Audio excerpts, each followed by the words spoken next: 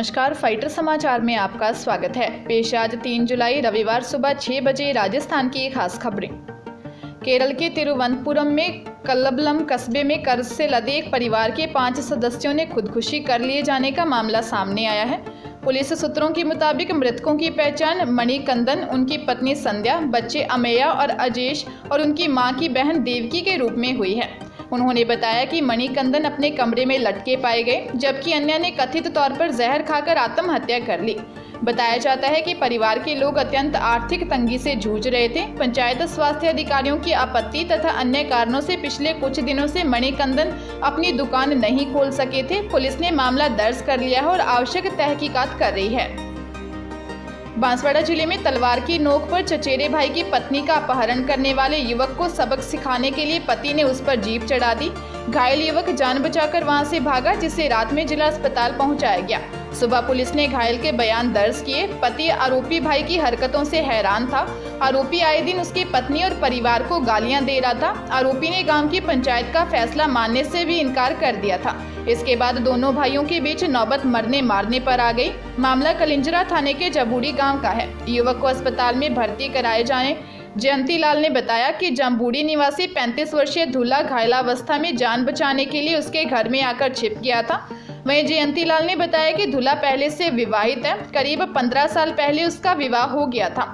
उसके 2 से 3 बच्चे भी हैं। बावजूद इसके वह भाई की पत्नी पर नियत खराब करके बैठा है। वहीं पुलिस मामले की जांच कर रही है। उदयपुर हत्याकांड मामले में एनआईए चारों आरोपियों को शनिवार को अजमेर सेंट्रल जेल से जयपुर लेकर पहुंची। कोर्ट के आदेश पर एनआईए चारों आरोपियों से अलग अलग पूछताछ करेगी। हालांकि एनआईए पूर्व में कह चुका है कि इनका आतंकी संगठनों से कोई संबंध नहीं है, लेकिन कल ही एसओजी के एडीजी ने कहा है कि बदमाशों का पाक कनेक्शन मिला है। इस बयान में दोनों की जांच एजेंसियों की जांच पर सवाल उठे हैं। एनआईए ने 2 दिन पहले कहा था कि वह इन आरोपियों को दिल्ली लेकर नहीं जाएगी। ऐसे में जयपुर में ही इनसे पूछताछ होने की संभावना है। कोर्ट में पेशी के दौरान एनआईए के एडिशनल एसपी और एटीएस के एडिशनल एसपी मौजूद रहेंगे। देश की सबसे बड़ी इंजीनियरिंग प्रवेश परीक्षा जेईई मेन 2022 के दूसरे सत्र को नेशनल टेस्टिंग एजेंसी 21 जुलाई से आयोजित करेगी। इसके आवेदन में अगर अभ्यर्थी ने कोई गलती की है तो उसके सुधार का मौका एजेंसी ने दिया है।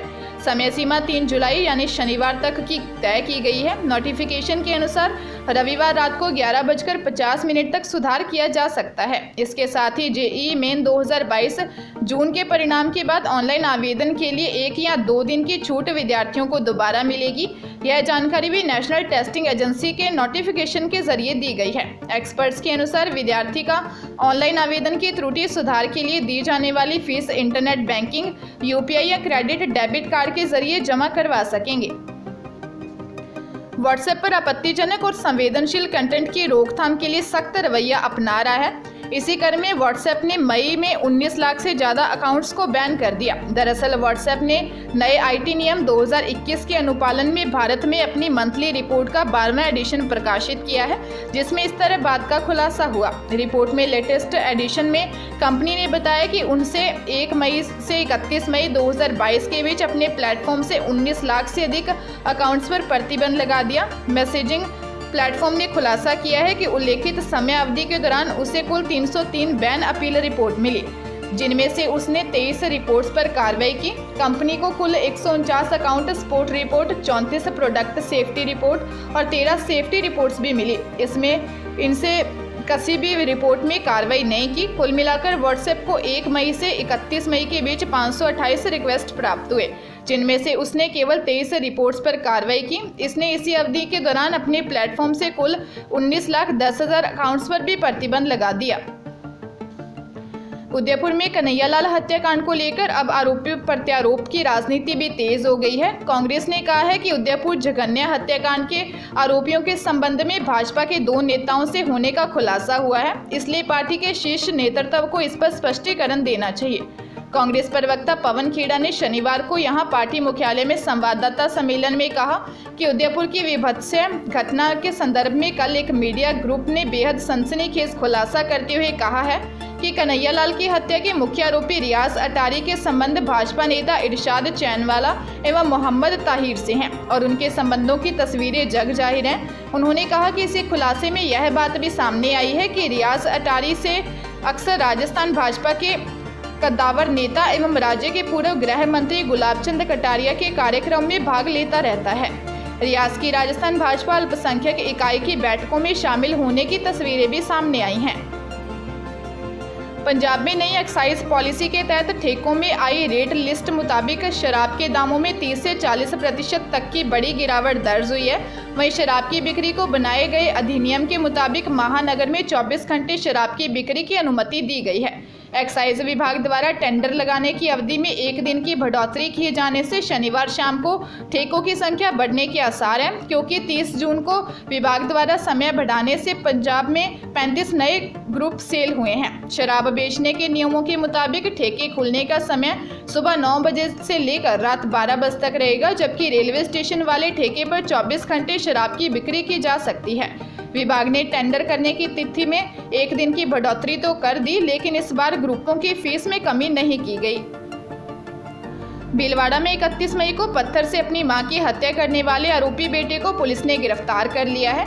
बेटे की इस करतूत को छिपाने के साथ देने वाले पिता को भी पकड़ा है। पुलिस अब दोनों से पूरी घटना को लेकर पूछताछ कर रही है। हत्या का क्या कारण रहा, इसकी जानकारी जुटाई जा रही है। बागोर थाना प्रभारी अयूब खान ने बताया कि 6 जून को करेड़ा के काशी सागर गांव के रहने वाले मदन व गोपाल जाट ने रिपोर्ट दर्ज करवाई थी। रिपोर्ट में बताया था कि उनकी बहन की शादी मानकियावास निवासी नंदराम जाट से हुई थी।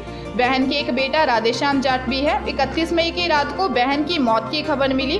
पता चला कि रात को बहन के बेटे राधेश्याम ने पत्थर से सिर पर वार किया था, जिससे उसकी मौत हो गई। इसके बाद पुलिस ने कार्रवाई करते हुए मृतका के बेटे राधेश्याम व पति नंदराम को गिरफ्तार कर लिया है। महाराष्ट्र के अमरावती शहर में एक केमिस्ट की धारदार हथियार से वार कर हत्या कर दी गई। बताया जा रहा है कि केमिस्ट ने पैगंबर मोहम्मद पर टिप्पणी करने वाली नुपुर शर्मा के समर्थन में सोशल मीडिया पर एक पोस्ट डाला था। मामले की जानकारी के बाद पुलिस ने 5 आरोपियों को गिरफ्तार कर लिया है।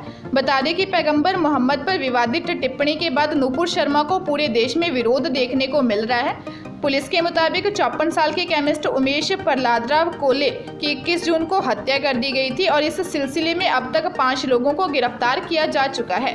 यह घटना राजस्थान के उदयपुर में एक टेलर कन्हैयालाल की हत्या करने से 1 हफ्ते पहले हुई थी। उमेश की हत्या की जांच में महाराष्ट्र एटीएस की टीम जुट गई है। एटीएस सूत्रों ने कहा कि वे इस बात की जाँच कर रहे हैं कि क्या इस मामले में कोई आतंकी एंगल तो नहीं है।